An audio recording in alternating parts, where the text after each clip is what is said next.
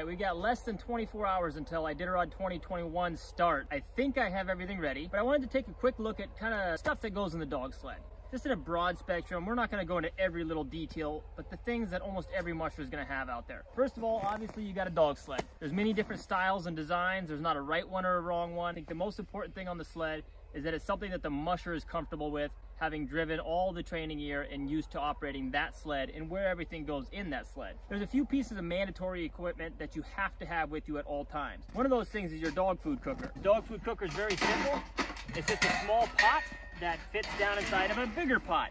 This is an alcohol-based fuel that the race provides for us. We always have to have enough with us in the sled to boil a pot of water in an emergency, starting with melting snow. So we pour this in the bottom, you set the pot down on top of it, you light it up, you got flames this high, and it takes about 15 to 20 minutes to get snow to water, a little bit longer if you want to take it all the way to boiling water. You're also going to have your ladle that goes with that cooker. That's what we're going to put snow into it, and once we get done making our food for the dog, we're going to pour that boiling hot water into our cooler.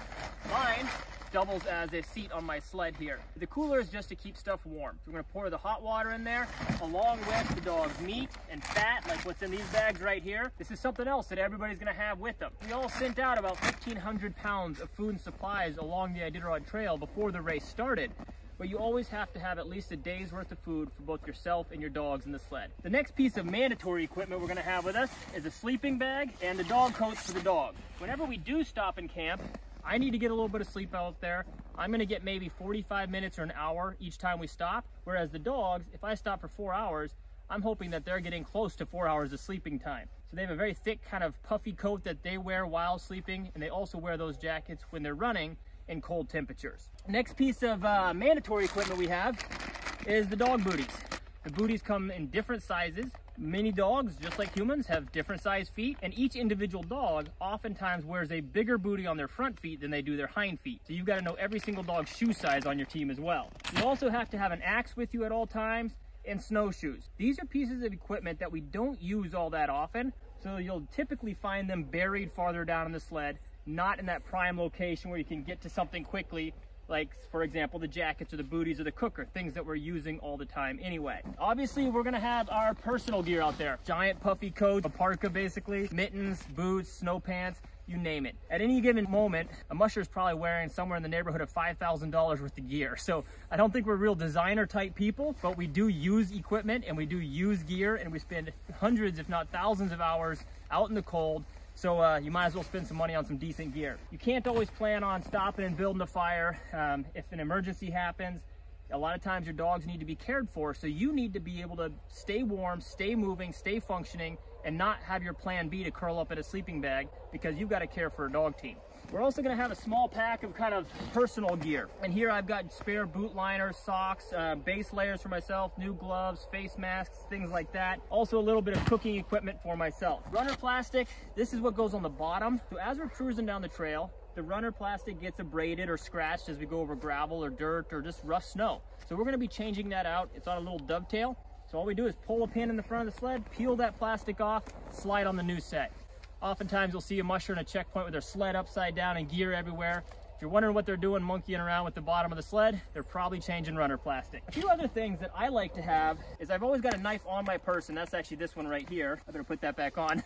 So this one's on my person. I have a second one on my sled, a little bit bigger. And I try to keep this one a little bit sharper. I don't like this knife being super sharp because I'm using it for all sorts of little stuff, and I'm gonna have, you know, wet or icy gloves. So I like having a sharp knife, but I don't like that to be the knife that I pull out all the time to, you know, pop open a frozen snap or something like that. I'm gonna have a thermometer on my sled. I like having something handy where it's easy to see when I'm standing on the back of the sled. That's gonna help me decide if I should be giving the dog chicken skins, which is a very fatty food, or salmon, which is doesn't quite have the same fat content. Yes, we got one more piece of mandatory equipment here, our vet book. This has to be presented at every single checkpoint. A race veterinarian has to sign this at every checkpoint, as do I. So it confirms that there's a conversation between the musher and the vet every single time. In this vet book, any notes about dogs are kept. So when you come to a checkpoint, those veterinarians can see the notes left by the previous veterinarians. and it helps keep a running dialogue about the dogs as we see different vets along the way. Of course, you're always going to see a ring of rope around people's handlebars. This is spare necklines. Sled dogs get pretty excited when they're doing what they love to do. It's not uncommon for them to get a little too excited and start chewing through the ropes in front of their face. So they go through a few necklines on the way, so it's nice having them handy where I can quickly swap them out. That's about it. I mean, there's a few other random tidbits here and there. It's really easy to end up with too much stuff in your dog sled. And as a general rule, I would say go ahead, start with it if you are debating, should I take this, should I not? And if you get out there and you're 3 or 4 days into the race and you haven't used it yet, consider shipping it home or leaving it behind at a checkpoint. The older the mushers get, it seems like the more stuff they have in their sled, because they have more horror stories about this one time when they were out there and they would have given anything to have this tool, and they're never going out on the Iditarod without that tool again. And after 20 or 30 years of racing, you end up with quite a long list of things you're never going to go out there without again. Anything that we use up or deplete is going to be replaced in the checkpoint. The food, the booties for the dog's feet, the plastic that goes on the bottom of the sled, the fuel that we burn, those sort of items are already at the checkpoints. The things that we don't plan on using up, the things we think we're going to use every single day along the way, like the dog jackets, the cooker, the bowls, the ladle, that comes along with us. That's just a quick overview of what's going in my sled before this Iditarod, starting now and only not very long. I better get back to packing, but we just wanted to take a look at that stuff.